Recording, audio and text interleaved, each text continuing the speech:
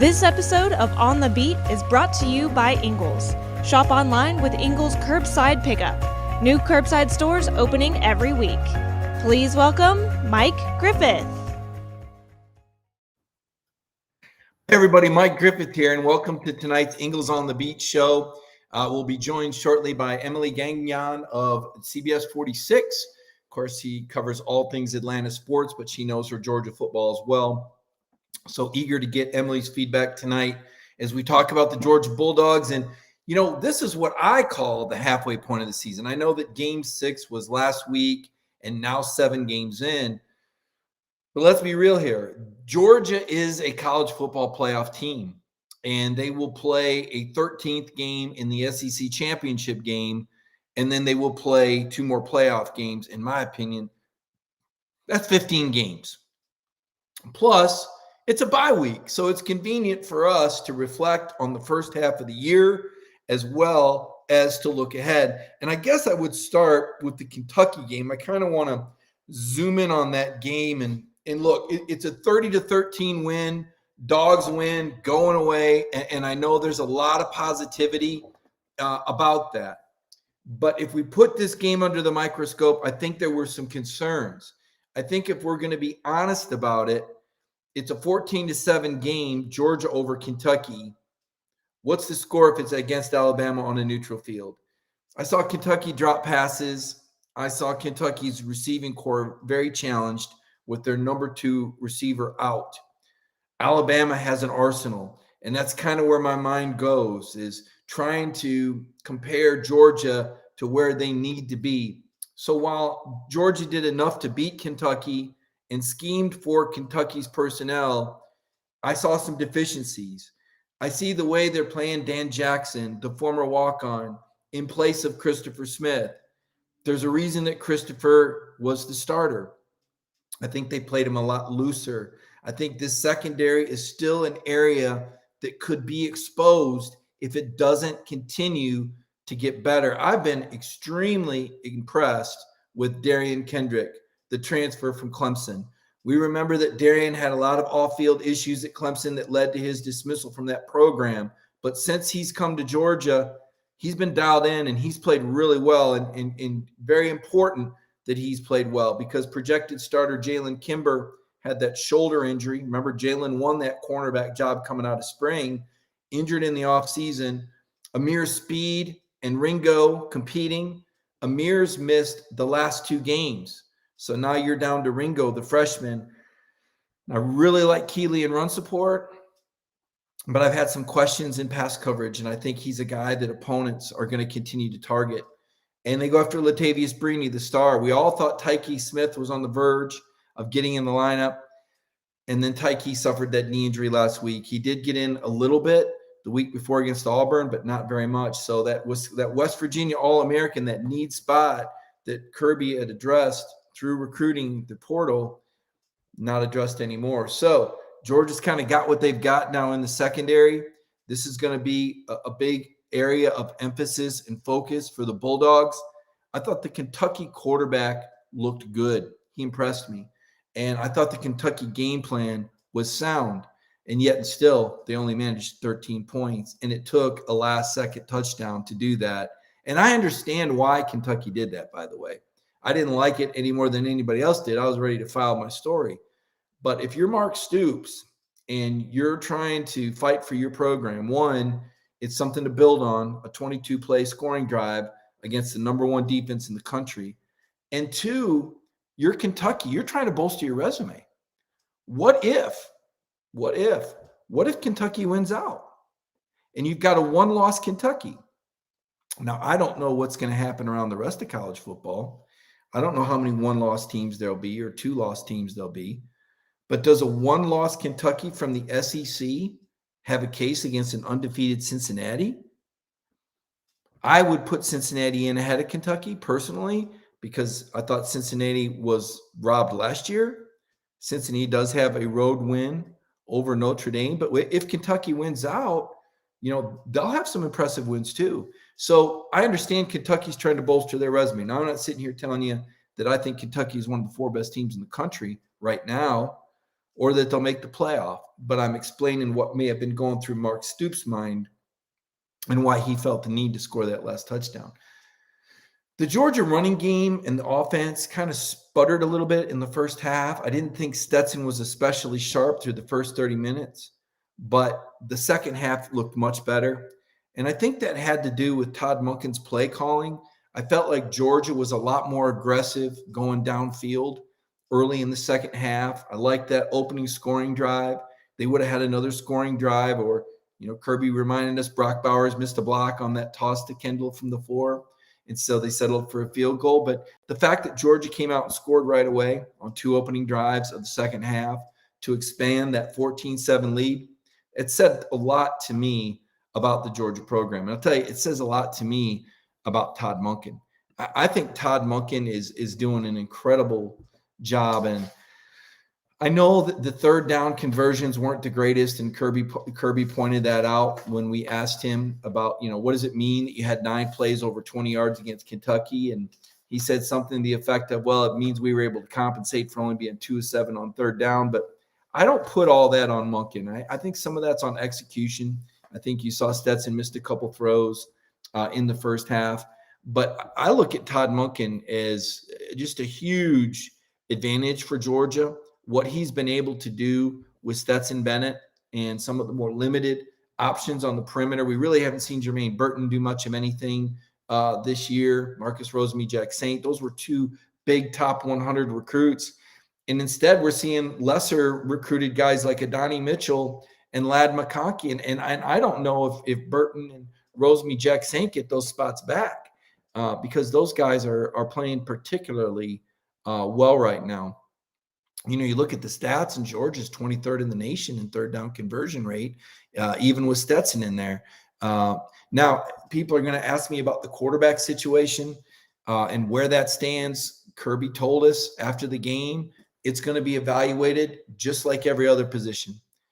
To me, that suggests that JT can get the starting job back, that Kirby wouldn't hesitate to start JT over Stetson if JT's healthy and if JT looks better in practice. And we don't know that. Practices are closed. But what I'm hearing is that JT is progressed, is doing better. I don't know when he's going to get that final clearance. And if you're Kirby Smart, and I'm typically one for transparency, but if you're Kirby Smart, there's no reason to discuss it. There's no reason to tell Florida who your quarterback's going to be. The only 2 people that need to know next week are JT and Stetson Bennett. And I think that's what's going to happen. I don't think we're going to know until game time who's going to run out there first. And I think that's to Georgia's advantage. Conversely, who's going to be the Gators quarterback, right? And in Florida with just a shocking loss at LSU, I was absolutely flabbergasted by that score. What I didn't know was that Ed Orgeron had already been fired, and the players probably had caught wind of that. And they responded. Sometimes when players fire a coach, they have an amazing, good grief, we're going to have changes now. So, we saw Anthony Richardson, 10 of 19, 167 yards, 3 touchdowns, but 2 interceptions. And that was after Emory Jones was 12 of 19, 161 in the first half. So is this the changing of the guard for the Florida Gators at quarterback? And I think the timing would probably make sense for Florida to do that. I do think that Anthony Richardson offers a better option athletically. I think he's more dynamic. I was hearing the Florida beat guys. Edgar Thompson is a buddy of mine that covers Florida for the Orlando Sentinel. And the way they talk about Anthony Richardson, man, you'd think he hung the moon. And I think that Florida is going to be recharged and regrouped. And I think they're going to pack a punch. I don't think that Georgia is just going to roll over the Florida Gators on October 30th in Florida, in Jacksonville. I don't think that's going to happen. I think that the Gators are going to show up. And we know they're capable of doing that because they darn near and should have beaten Alabama earlier this year. So they're going to be tight. They're going to be sharp. This is their game of the year now. They're a 3-loss team. They got nothing to lose. They can play with reckless abandon against a Georgia team that suddenly has everything to lose, the number 1 ranking. So I think that's going to be a pretty good football game. If JT's in there, I think Georgia pulls away, probably wins by double digits if he's able to go. Stet, probably a little closer game because Georgia's offense is more conservative with Stetson in there because they rely more on the run and the play action in the RPOs. Now, you look at the numbers and they're somewhat misleading because of the UAB game. And even though Stetson threw some beautiful deep balls, a couple of them were the guys running wide open because UAB busted some coverage. If you look apples to apples in SEC games, that's where you're going to get a better read of what this offense does. Defensively, we know what Georgia's all about. It's the best defense in the country. They're number one in the nation in total defense. They're number one in the nation in scoring defense. They're number two in the nation in run defense. And they fell to number two in the nation in pass efficiency defense behind Cincinnati with Kentucky's success. Offensively, this is pretty amazing. And this is a tribute to Todd Monken. Georgia is fifth in the nation in passing efficiency, even though JT Daniels has only played 9 quarters. I mean, that's pretty amazing. They're 15th in the nation in scoring, which is impressive. They're 38th in the nation in rushing, 6th in the SEC, and they're 48th in the nation in total offense. And that's with all the injuries. Think about the receiver corps injuries. You had 5 receivers transfer out, and then you lose your starters, Jermaine Burton, Marcus Rosemy-Jacksaint. Kyrus Jackson has not been 100%. Darnell Washington missed the first, 4 games? I mean, we're talking about 4 starters right there on offense that have been out. And your starting quarterback. No, yeah, your center got hurt in the first game. So very interesting to me that Georgia's offense has been that efficient. Defensively, we talked about the attrition in the secondary, but that front 7 is absolutely dynamite. As I said, Emily Gagnon of CBS 46 is going to join us here in just a few minutes. We're going to talk with Emily a lot about the second half of the year right now, reviewing the first half. And man, how great was it for Georgia to have College Game Day on campus twice? That's a real boon to recruiting. I think everyone is on notice right now that there could be some recruiting news this week. And, tune in to Jeff Centel, follow Jeff on Twitter, stay up with Jeff, pay close, make sure you're signed up for the Dog Nation app, folks, because when those recruits come and those commitments come, you're going to get a buzz. You're going to get that alert on the Dog Nation phone app. You're going to want that. And obviously, we put our breaking news out there. And on game day, we update the scoring as it takes place. So the Dog Nation app we get a lot. We look at our metrics like everyone else. It's amazing how many people are on that app. Georgia fans want to know stuff right now. And the best way to do that is to sign up for that free app, that Dog Nation app. It's the way to go. Trust me on that. And especially this week. Trust me, keep your ear to the ground. I can't tell you for sure, but I'll tell you that you want to keep your ear to the ground this week. I promise you. So get the Dog Nation app, and you'll stay on top of it. Make sure, again, that you're following Jeff Centel. Jeff does a great job with recruiting. So an exciting first half of the year and an exciting first half of the show. Right now, I want to take my halftime break. And you know how we do that? We thank Ingles for their service, and we thank Ingles for being there. So let's take a moment right now and recognize our sponsor, Ingles. It's in our hearts to feel for real. There's been ups and downs, turnarounds, good days and some bad. But we stand together for worse and for better. We'll always have your back with open arms, heart to heart, hand in hand. Community strong.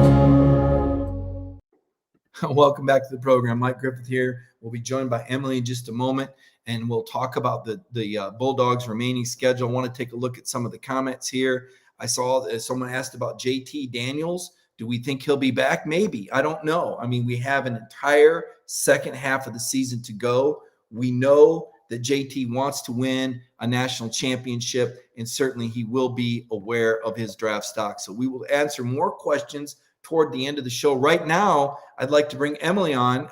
Michael Carvel, our producer, can you split the screen? And there she is. Emily, how are you? What's up? How are you? Good to see you. Thanks for making it tonight. Of course, anytime. For you, I'll do it.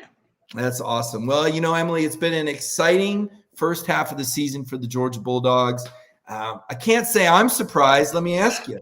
Are you surprised, or is this kind of what you expected from Georgia this year? I'm surprised in the sense that they're doing it with Stetson Bennett leading the way. And listen, dog fans get so mad at me for listen, here's my cat Tiki. I knew this was going to happen. I apologize, guys. I wanted to do this at the office because this is exactly what was going to happen. But Tiki and Rondé, yeah, the Barber brothers are in the house tonight, but in the sense of my cat. So I'm surprised that the dogs are doing this with Stetson Bennett and not JT Daniels. Dog fans get mad at me, as I was trying to say, because I'm not a believer in Stetson Bennett. I know dog fans get so mad at me, but Saturday night after the game, right, we were on. For those of you who don't know, I work for CBS here in town, and we go on for an hour after every single CBS game. And this week, it just so happened to be Kentucky and Georgia. And the anchor asked me, like, hey, Stetson's great for, right now, but do you feel like he can take this team all the way? And I said, no. Listen, if you want to be the best team in the country, you have to beat who? Alabama.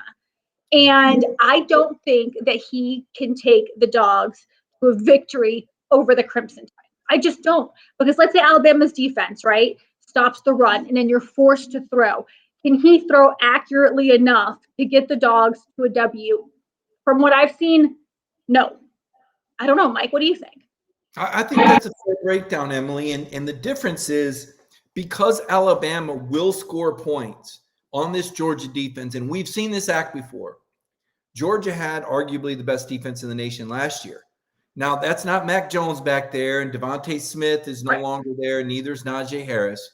But Alabama is still ringing the bell, and they're going to be a team that can get into that secondary. They will locate Keely Ringo and Latavius Brini with future NFL receivers, and Bryce Young can buy some time. So kind of beating around the bush here, but right now the reason Stetson Bennett's working out so well is you've got a wide margin for error because nobody's scoring points.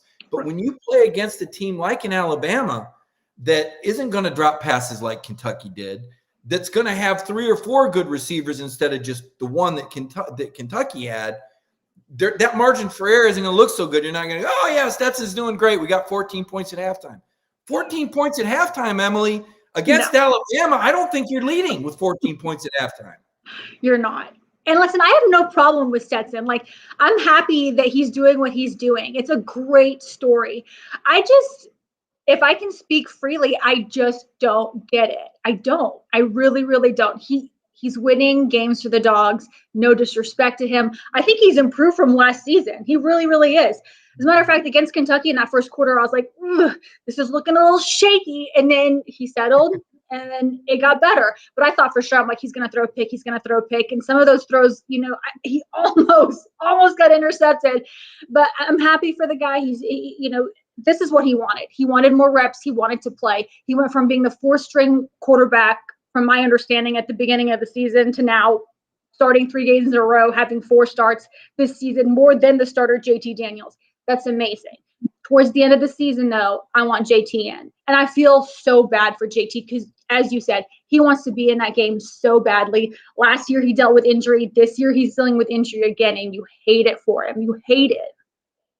Yeah, because there's nothing he can do to defend himself when people say, oh, California glass jaw, guy's not tough. I mean, that's just not fair. I mean, we're talking about the ability and the range of motion to throw a 50-yard pass without pain, and people, I'll just tough it out. It's not an ankle injury that you can just tape up and shoot up and it'll go. That's not how it works. It's hand on the hot stove, and you don't need JT, not to be able to throw those passes. But Kirby Smart is a very calculated guy, Emily, and I think he knew that he could afford to get a completely healthy JT back rather than send JT out there and say, hey, don't do anything longer than 30 yards.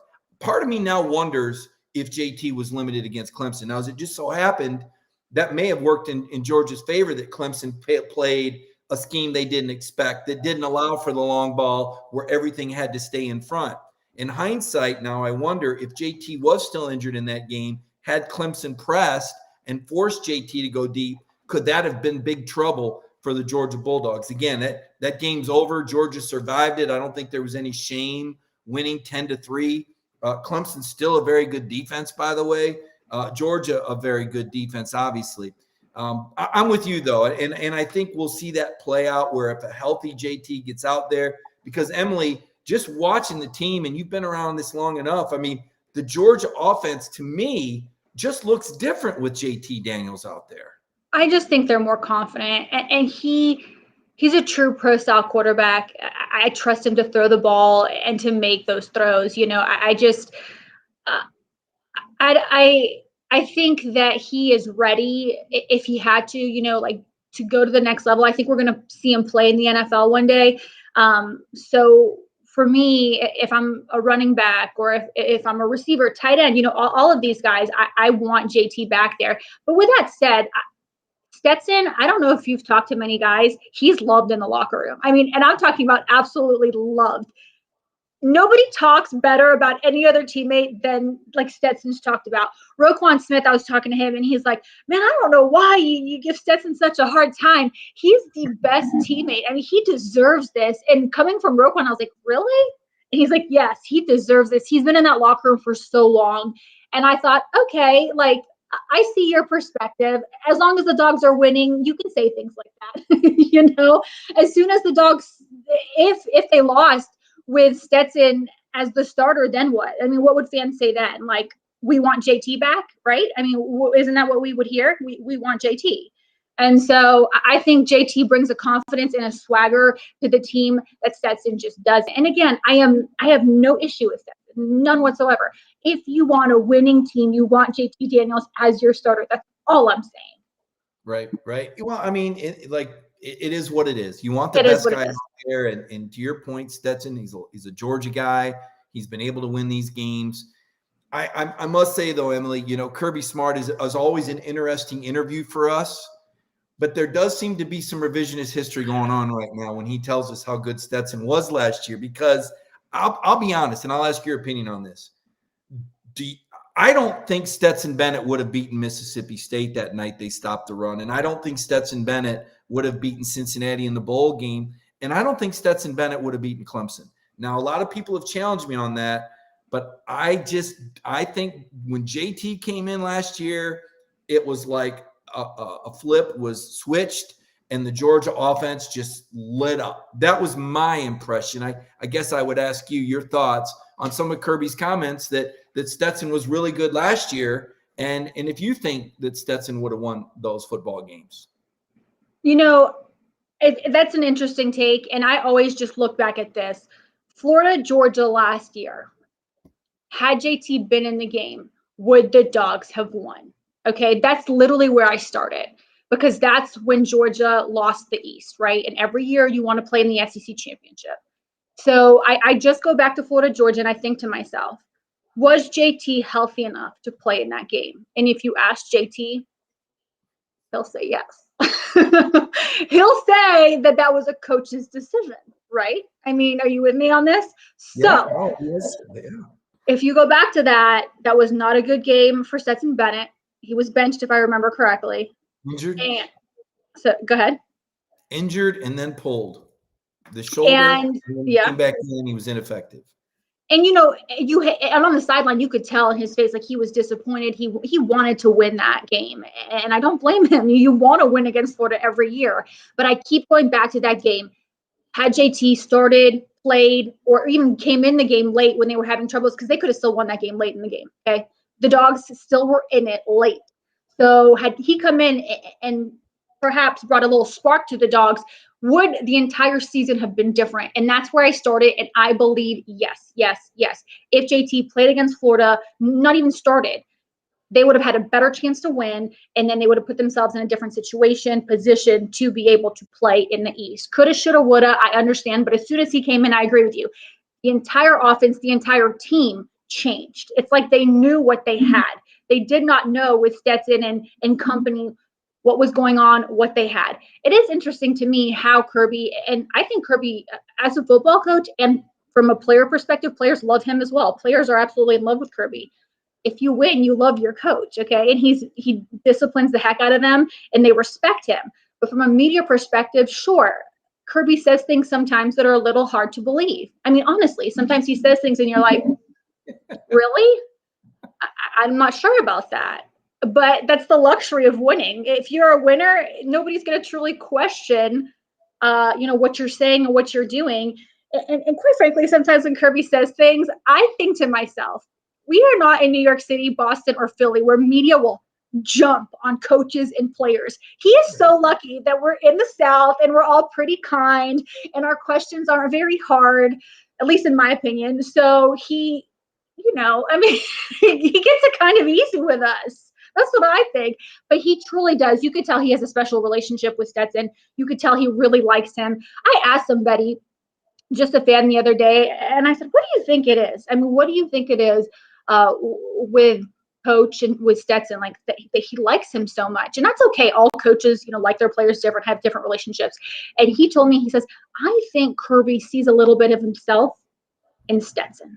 And I thought, it's an interesting take.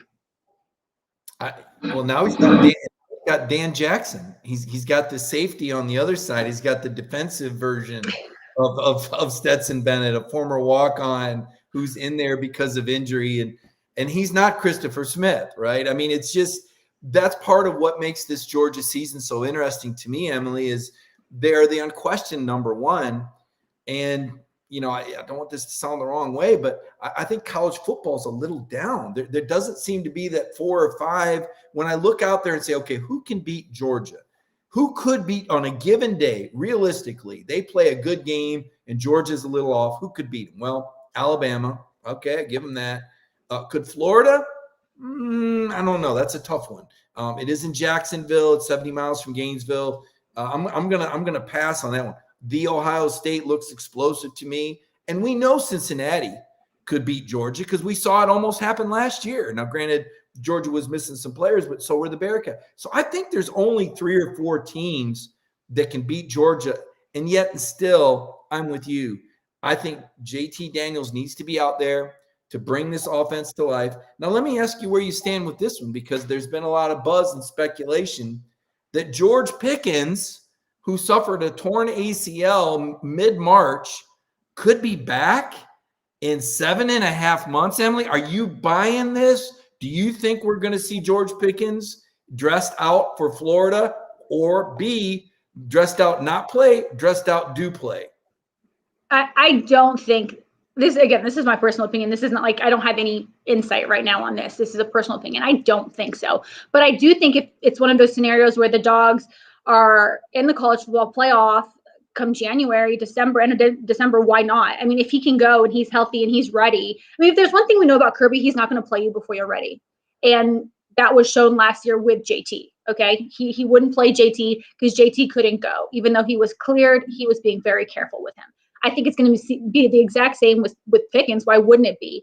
But hey, wouldn't that be great? He would be like a medical miracle if he got out there and was able to like run routes, full speed and catch passes and even, in the end zone. I mean, that would be truly incredible. And don't get me wrong, Dog fans, I would love that. I mean, I would love to see Pickens out there just as much as you, just because he's such an explosive player. He is so good. And JT, when I sat down with him during SEC Media Days, told me, I mean, bar none, he is the best receiver he has ever played with. He said ever. And so I thought that was interesting because, the depth at receiver when they're healthy is nice. I mean, they've got some depth there. And when he said that, I thought, really? Because if you look at last season, Kyrus Jackson seemed to be his guy. Jermaine Burton seemed to be his guy. I was like, those are his top 2 favorite targets. And then when he told me about Pickens being his favorite, I'm not surprised, but I just thought, well, hey, you hit other guys a little bit more than Pickens, but Pickens is so talented. And so I don't think we'll see him during the regular season, but during postseason, I think like anything can happen. Nothing's out of the question then, because that's a chance of a lifetime, right? I mean, who's to say the Dogs are going to go back next year? And who knows if Pickens will be back? I mean, I'm not saying he's leaving. I just, who knows? There's so many, what if scenarios. And I definitely think come season, Pickens will be out there with the team. And we'll see what happens. And I think JT's legit when he talks about how great George Pickens is, the catches he makes, so dynamic. So here's the next question. So if Pickens is the most dynamic guy, he's out right now. Who's the number 2 guy, receiver, tight end, or wide out that you want to see with the ball in their hands if you're a Brock Georgia Bowers. fan? Brock Bowers. I mean, he has proven himself. And, I'm a big believer, and a lot of coaches are too, you don't lose your job to injury, right? And then for me, with Washington, it was like, what do you do? I mean, obviously they can both be on the field at the same time, but I thought, oh my gosh, he might have lost his job to injury because Brock Bowers was playing or is playing so well. You can't take that guy out of the game. He's so hot right now. That's something you can't do. That messes with an athlete's like mental state when they're benched for no reason. And Brock Bowers has proven himself week in and week out as a true freshman that he is a baller. It seems like no stage is big enough. He just goes out there. It's like he has no heartbeat, right? The ball, he just catches it and goes. It's amazing. He's got, nice size for a tight end. And talk about coming from California. I mean, he is on the complete opposite end of the country, playing in the South. I mean, this is a different world down here, but he's adjusted nicely.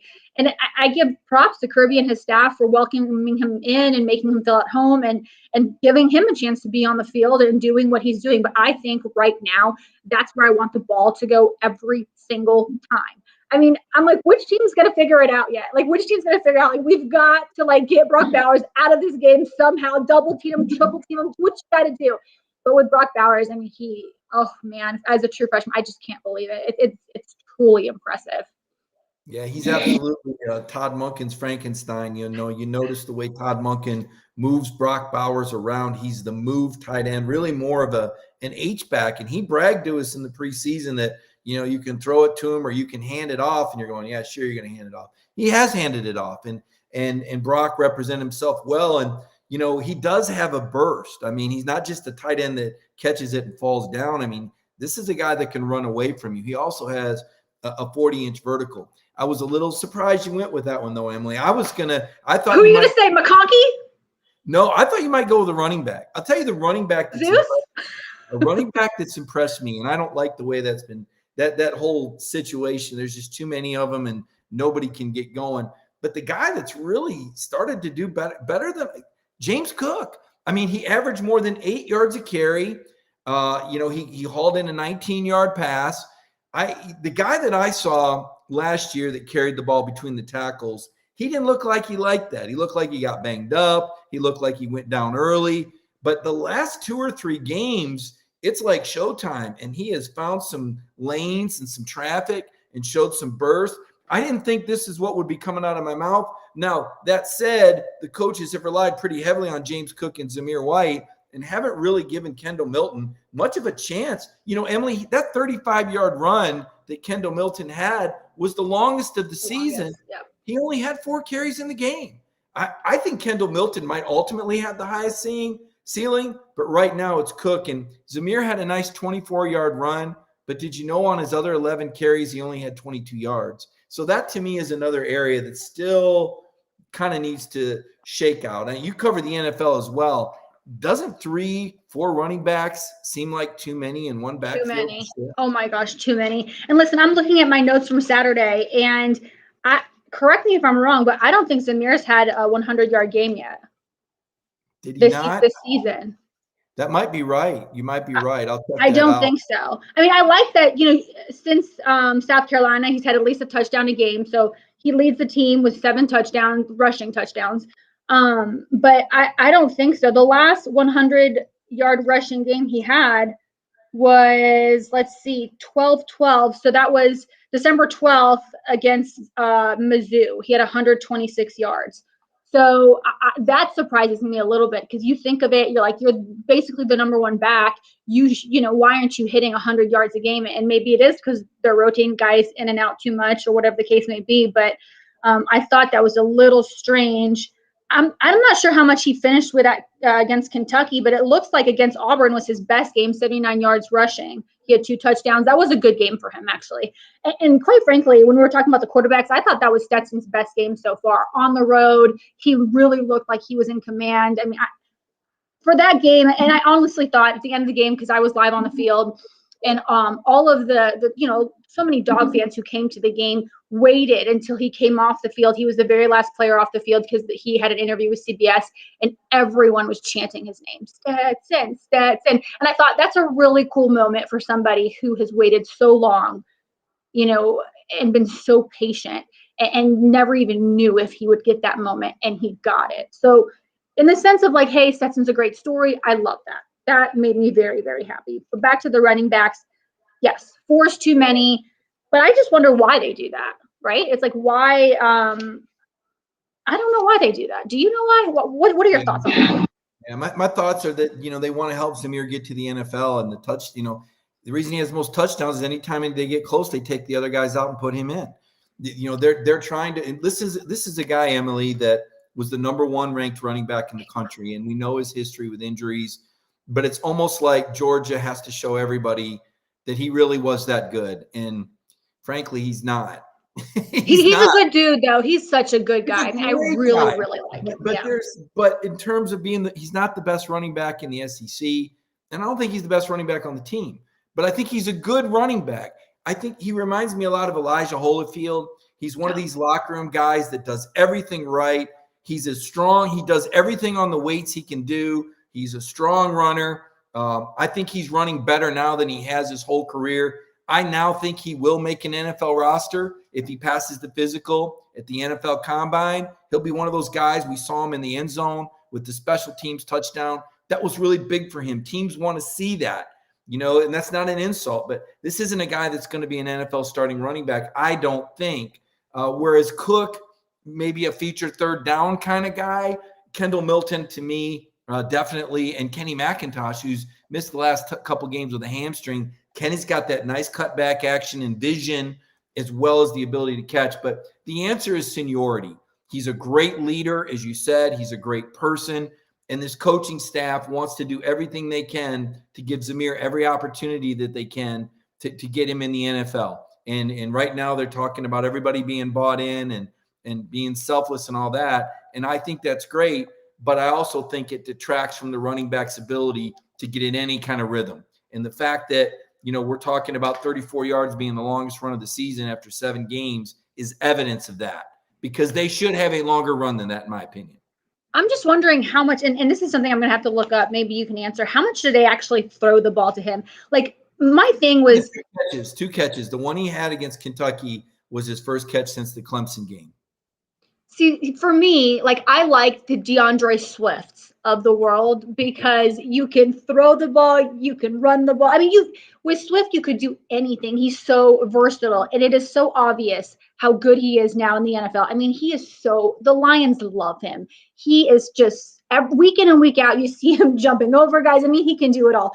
And maybe athletically speaking, he's more athletic than Zeus. I don't know. But what I'm saying is that's the kind of running back I want. I want one that, can catch the ball, run the ball, just be all over the field, very versatile. I know the first touchdown against Kentucky, they threw Stetson threw the ball to James Cook, for a touchdown, but they don't do that enough, I don't think. And maybe it's because of the guys they have, right? Maybe it's because of the running backs they have. They just don't use them like that. But quite frankly, the first few games, I didn't think they were running the ball well enough anyways. I don't think they had like a great running impressive game to talk about until, I guess, would that have been Arkansas? Yeah, because Stetson only threw the ball 11 times that game. So that was the day that I thought, okay, Georgia's sticking to what they know finally. They're running the ball, and I like that. I mean, I understand, offensively speaking, people love when a quarterback, goes deep, 79-yard touchdown pass, great. Woohoo. I love when you run the ball, pound it and ground it. I'm all about it. Yep. James Cook is the best running back statistically this year, averaging 6 yards per carry. Zamir is averaging 5 yards per carry. Kendall at 4.7. Kenny McIntosh injured, only 4.4. But yeah, to date, Zamir's gotten 71 carries. Milton and Cook 45 and 41 respectively. So Zamir's gotten most of the opportunities of the running backs. And then in terms of receiving, Kenny McIntosh with 6 catches for 83 yards. You take a look, James Cook has 10 catches for only 37 yards. Teams kind of sniff that out when he's in there. And then Zamir now with the 2 catches, 1 catch for 13, according to the team website. So to your point, Emily, and I've said this, right now, no one's at the level that Swift was. Swift was a special back. I think you put Swift in the conversation with Gurley, Chubb, and Michelle. The current backfield does not have an RBU dynamic guy right now. Again, I think Milton is the closest to that, but he's just not getting the opportunities. Only 4 carries. And we'll see what happens, moving forward. Let's flip it over to the defense, Emily. And there's been a lot of talk about Jordan Davis for Heisman. And I'm a Heisman voter, and I also, talk to people associated with the Outland Trophy and the Nagurski Award. And I think Jordan Davis will win the Nagurski Award, which goes to the best defensive player. It's founded in the Charlotte Touchdown Club. Of course, Jordan is from Charlotte, and I think he's got a chance as an Outland Trophy winner as the best lineman. The Heisman talk for me is nice in spirit, but when you're only on the field 20 or 25 snaps out of 100, I think that'd be a stretch for people outside of Georgia to vote for him. What are your thoughts on Jordan Davis and Heisman Trophy talk? So I vote for the Heisman as well. And I don't know that Jordan Davis would be on my list.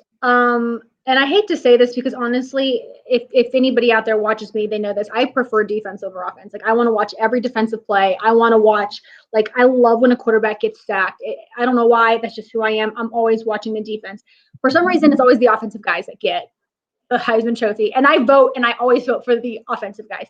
But now that you brought that up, I'm thinking to myself, who would I even vote for this season? Because I think you and I maybe have talked about this off the record. This year in college football, it's such a down season. I just feel like teams aren't as strong this year. And I don't know if that's because all of the strong players on, the Clemsons and Alabama have left and gone on to play in the NFL. But I just am not seeing great players. I'm thinking these teams are more like a team effort this year than it is about star players on any given team. And Georgia might be a good example of that. Who is a star player? Yeah, Jordan Davis is a star player on defense. For the Heisman, I'm not sure. And talk about, again, like I said, Zamir's a good dude. Davis is a great dude too. I mean, all of these guys, I can't say anything bad about them personality-wise. You love to see him pray before every game with his mom. It's so cute. But for the Heisman, I don't think so. And I'm not saying he's a bad player by any means. He carries that defense. He is a leader. And that's interesting because when he first got to Georgia, I don't know if you remember this, he was so shy. So shy. I mean, getting an interview with him, he said just a few words. He was so nice, but always super shy. He's truly come out of his shell. He, has plenty of personality for days. And it's great to see it because the difference from, freshman year to now, he's a completely different guy. But, my favorite player on, and I don't know, you're not going to agree with me, on Georgia's defense is Nakobe Dean. I love him. I love watching him. And I love when he's when he makes a big play, I'm yes, do it again. It makes me so happy. Every time he hits a guy, it's he means it. He truly means it. He is plowing people down and he jumps up and the jump is more than the hit. When he jumps up to celebrate, it's great. It makes me so happy. No, I'm with you, and Nakobe is kind of at the heart of that defense. The guy that, and he's only started 1 or 2 games, is Adam Anderson. I mean, this is the guy. I mean, 6'5", 240, just freakish playmaking, sack ability. But your point about Nakobe Dean is right there. Maybe he should be also a finalist for the Nagurski, best. I mean, because he's in the middle of everything. I see that 17 all over the field. As to the offensive guy, who would be the Heisman guy? You would have thought JT before the year, but he's missed so much of the season. There's really not a running back on the team worthy of that. I don't think Brock Bowers is a tight end, and Jermaine Burton just hasn't been. And Ladd McConkey's come on, but not enough. So I think your point, and that's kind of what is so remarkable about this Georgia team, is there's not that one guy or those 2 guys or these 3. It's just a whole combined effort and the level of buy-in and how well Kirby Smart has recruited. I mean, you just never know who the hero is going to be. I've seen Jordan Davis win Defensive Lineman of the Week. Devontae Wyatt, Jalen Carter was honored this week. I've seen Ladd McConkey. I've seen Brock Bowers. I've seen a lot of different guys get recognized. There's not just one. Truly, the slam dunk All-American on this team is Jake Camarda, the punter. I knew that was going to come up. I was hold on, we're going to talk about that or what? Yeah, he's been amazing. Even when he shanks a punt, it goes 35 yards. Yeah, they're lucky to have him. Dynamic, but Podlesny, the missed extra point, Emily. I'll be honest. You did not like that, huh? After the game, when I was talking to you, I was like, oh, but that was quite a record. That was an impressive record. And you called it. For everybody listening, he literally called it before it happened. I would have never been able to call something like that. You called it before it happened. You said, this is about to happen, and it happened. Yeah. Well, he missed the field goal against Clemson, and that's to me during the bye week of things that need to happen between this off week to get Georgia back on track. One, I think we both agree JT Daniels needs to get healthy to give Georgia that high ceiling, that margin for error. And when they do run into a team that's going to score more than 7.5 points, like Alabama likely, or who knows, maybe Tennessee can put up 10 points in one half. I don't think they can come close to beating them, but at least they've got a pulse on offense. So you want JT back. I think you need to get Podlesny going. What are a couple of your other thoughts, Emily, as far as what Georgia needs to do to get on the national championship track after this bye week? Well, when you think about it, right? So if you look up, anybody listening to us right now can look up how long it takes to heal a grade 1 lat strain. It says 2 to 3 weeks. We're over the 3-week mark now with JT because he injured it against Vanderbilt. So he's been resting it for 3 weeks now. You would think by the time they play the Gators, that's 5 weeks. Okay. And I think there's no way that how badly he wants to play, right? Florida Georgia is a special game. It's a special game. And he understands that. And he'll want to be out there. So to your point, you said JT, I agree with you. They need to get JT out there and make it happen. The DBs, right? So they only have 2 games this season without a pick, which is impressive because Kirby keeps saying that, they're thin. They're thin back there. And only Arkansas and Kentucky have they not made a pick. So Chris Smith, out of nowhere, by the way, leads the team with 2 interceptions. Did you see that happening, by the way? Did you see that happening? I really didn't. No, I thought Lewis Seen would have been the guy. Yeah, so exactly right. So that's been a nice that's what you want to see. You want to see players who you weren't expecting to make plays. He's been a very nice surprise, especially against Clemson. You would have never thought the 1 touchdown scored at that game would have been a defensive touchdown and by Chris Smith, which was very impressive. So to me, the secondary needs to make more plays. They are thin back there, but they've been playing well, but they need to make more plays. And against Florida, you want to make a couple picks, right? I want to see that against Florida. But JT, the DBs, just step it up a little bit, even though, again, I love when Kirby says they're thin. The fact that they're thin and still playing competitively, because that's been an issue I've been covering the Dogs for 5 years now, and I always thought the weakest part of their defense is back there.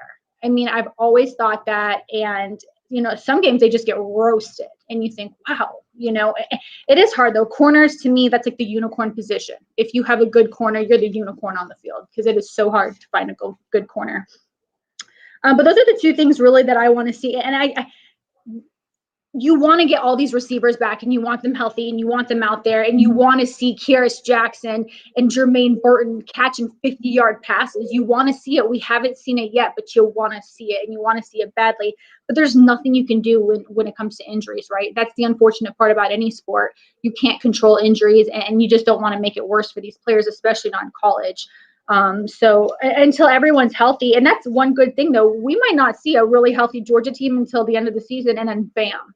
I mean, right now they're playing without some key guys, or they're playing very, limited snaps, the guys that we know to be very good on the team. So I think this offense is only going to get bigger as they get better, not bigger, as they get healthier. No. And they're gonna run the table, I think. I mean, I think they can get through this season, without losing. Yeah, I think Florida is probably the biggest challenge left in the regular season, even though the Gators are coming off a 4-interception game, a touchdown loss. I mean, they scored 42 points with 4 picks. I mean, Florida's going to move the ball on Georgia. I'm with you. I think the Georgia secondary needs to be opportunistic. It's going to be interesting to see how Georgia loads up to stop the run. Florida has been effective, and Anthony Richardson is a dynamic player. So this Florida-Georgia game is going to have some intrigue. I think Georgia wins it. I think they win big if you've got JT Daniels under center at quarterback, though. The guy is 9-9 on 3rd down conversion throws. I've heard people, Stetson can run. Yeah, JT doesn't have to. That's the difference. Oh, no. He gets out of trouble before he gets in trouble with his pre-snap reads, his ability to just the protection at the line of scrimmage, sight adjustments with the receivers, and diagnose a defense. I mean, JT is such a brain. I think everyone, some people have forgotten, other people just don't realize just how smart this guy is. But, you talk to the people that know football, there's a reason he's got the Manning Passing Academy invite. And, Palmer, the quarterback guru, wants to work with JT. And, Robert Griffin III interviews him and says, man, this guy's putting on a clinic, and it's just a sideline interview. JT Daniels is a special player. And again, Stetson is a good player and a good story. But one thing I think we definitely agree on tonight, Emily, is just how special JT is and the heights and the greatness that's still ahead. So I look at the schedule. I'm with you. They got Missouri at home. They play at Tennessee. Charleston Southern, is that who they play? I've never even. No, that's right. I mean, whatever. And then Georgia Tech, which is just like usually kamikaze. Georgia Tech tries to see how many guys they can get in fights and hurt, which is just a dumb game on my opinion. And then probably Alabama. Do you see any other team in the West, Emily? Do you think Alabama could lose again? Is there an outside shot that it's Ole Miss or A&M in your mind? No, I don't think so. Listen, say what you will about Bama. I get it. If you're any other team other than Alabama, you basically hate them, right? I mean, it's just like what it is. Saban has these players ready. And there's one thing I said after they lost. I said, they're not going to lose again. They know if they lose again, they're out, right? No 2-loss team has ever made it in the college football playoff. It's never happened. If there's one team that it would probably happen to, it would probably be Alabama, right? Alabama's probably going to be the first 2-loss team that's ever made it into the playoff just because that's how it works.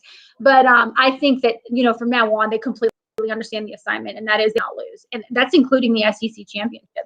Because listen, when Bama and Georgia face off, I'm just going to say it, go ahead, in the first weekend of December, Georgia, if they win out, which I think they will have the luxury of being able to lose. Because if they lose, I still think they make it in. So my other thing, though, when you look at the rankings right now, I think a 1-loss Alabama is better than Cincinnati. And who's the number 4 team? Well, Oklahoma. Yeah. I think that's where I'm like I understand they're undefeated. No disrespect to them, but I still think Alabama's better than a Cincinnati or Oklahoma. I mean, you saw Iowa went from 2 to 11, 12 or 13. I don't remember their ranking, but when they dropped out of the top 10. If Oklahoma or Cincinnati lost, they would drop out of the top 10 too. Alabama lost in they were number 6, I think. I mean, that's the respect that the SEC teams have. It's because these schedules are just brutal week in and week out. So again, I think it's crazy to see Alabama number 4. I think it should be Georgia, then Alabama, even though they've lost 1. I know Cincinnati fans and Oklahoma fans won't agree with me. That's just what I think. So at the end of the year, when UGA and Alabama face off, Bama's going to have to win that game. They're going to have to win that game. And that's Emma, do you think Alabama's going to win that? Would you pick Alabama to win that game? Let me ask you, 2 scenarios. Does Alabama beat Georgia if the quarterback is Stetson Bennett? And does Alabama beat Georgia if the quarterback is JT Daniels? Oh, man, that is such a hard question to answer. I don't know. I can't even answer that. And it's not that I don't want to or that I want to put something out there. I've never thought about that scenario. All I think about is that Georgia will run the table and have they'll for the first time have the luxury of being able to lose it, knowing they could still get in the top 4. That's just how I look at it. Do you really trust? I don't know that I trust the College Football Playoff Committee. I don't trust them to put 2 SEC teams in. I just don't. Well, it happened the year when they faced off in the national championship, right? That was before this alliance. I think Georgia's definitely one of the 4 best.